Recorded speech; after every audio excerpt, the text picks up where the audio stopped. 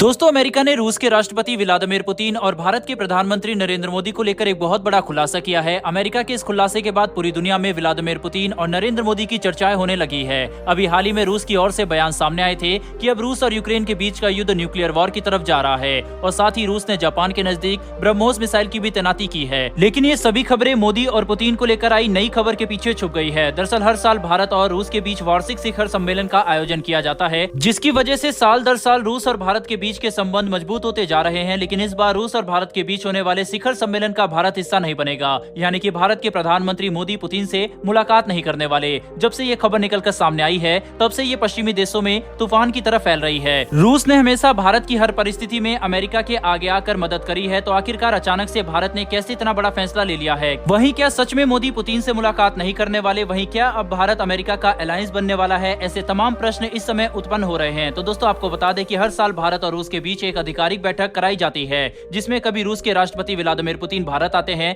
तो कभी भारत के प्रधानमंत्री नरेंद्र मोदी पुतिन से मुलाकात करने रूस जाते हैं। दोस्तों, रूस भारत के बीच होने वाली इस बैठक को कितनी अहमियत देता है, आप इसी बात से अंदाजा लगा सकते हैं कि पिछले साल जब कोरोना पीक पर था, उस वक्त भी पुतिन केवल 6 घंटे के लिए ही सही, लेकिन भारत का दौरा करने आए थे और उनकी मुलाकात मोदी से हुई थी। तो वहीं इस साल होने वाली बैठक को लेकर ब्लूमबर्ग की रिपोर्ट में कहा गया है कि इस साल की बैठक का हिस्सा बनने मोदी रूस जाने वाले थे, लेकिन मोदी अब रूस का दौरा न करने का फैसला किया है। तो आखिर क्यों मोदी रूस की यात्रा नहीं करेंगे? इसके जवाब में भी इस रिपोर्ट में बताया गया है कि अभी हाल ही में पुतिन ने कहा था कि अब रूस यूक्रेन के बीच का युद्ध न्यूक्लियर वॉर में बदल सकता है और पुतिन न्यूक्लियर वॉर की धमकी देने लगे हैं। वहीं इसी वजह से मोदी पुतिन के साथ कोई बैठक नहीं करने वाले। वहीं इस खबर के आने के बाद अमेरिकन मीडिया में खुशी की लहर दौड़ गई है। हर मीडिया संस्थान इस खबर को बढ़ा चढ़ाकर कवर कर रहा है। उनको लग रहा है कि भारत अमेरिका का अलायंस बनने वाला है। अमेरिका बहुत पहले से चाहता है कि भारत रूस को छोड़कर उसके ग्रुप में शामिल हो जाए। वहीं रूस को भी ये बात पता है कि आज उसकी अर्थव्यवस्था युद्ध के बावजूद भी चल रही है, तो वह भारत की बदौलत है। उधर भारत के मीडिया के अनुसार इसके बारे में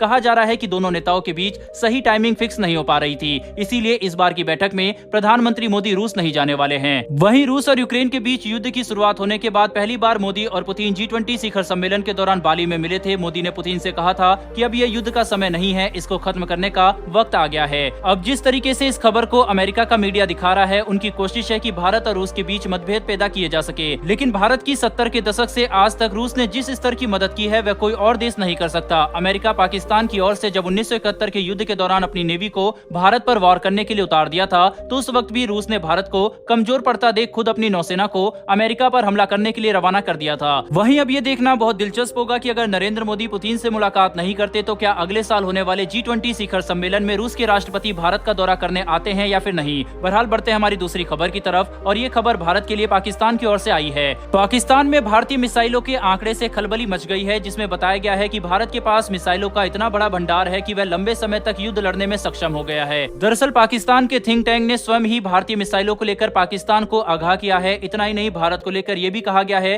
कि भारत की केवल सरकारी कंपनियां ही नहीं, बल्कि प्राइवेट सेक्टर की कंपनियां भी भारतीय सेना के लिए हथियारों का निर्माण करने की शुरुआत कर चुकी है, जिससे भारतीय सेना ताकतवर तो बन ही रही है, साथ ही भारत अपने हथियारों का एक्सपोर्ट करने की भी शुरुआत कर चुका है। दरअसल जब से भारत की ब्रह्मोस मिसाइल मिसफायर होकर पाकिस्तान में गिरी है, तभी से पाकिस्तान भारतीय मिसाइलों को लेकर काफी अलर्ट दिखाई दे रहा है। वहीं पाकिस्तान ये सब कुछ चीन को देखकर कर रहा है। दरअसल चीन ने भी भारतीय मिसाइलों के आंकड़े को कलेक्ट करने के लिए अपने थिंक टैंक का निर्माण किया है, जिसके द्वारा समय समय पर भारतीय सैन्य हथियारों से जुड़े आंकड़े को एकत्र करने के लिए साइबर अटैक भी किया जाता है। बहरहाल दोस्तों, इस वीडियो में इतना ही, लेकिन आपके हिसाब से क्या भारतीय प्रधानमंत्री को रूस का दौरा करना चाहिए था या नहीं चाहिए? अपनी राय कमेंट बॉक्स में लिखकर जरूर बताएगा। साथ ही अगर आपको ये इन्फॉर्मेशन और वीडियो पसंद आई हो, तो वीडियो को लाइक करके हमारी आने वाली ऐसी वीडियो के लिए चैनल को सब्सक्राइब कर बेल नोटिफिकेशन अवश्य दबा ले। फिर मिलेंगे ऐसी एक नई वीडियो के साथ। धन्यवाद। जय हिंद।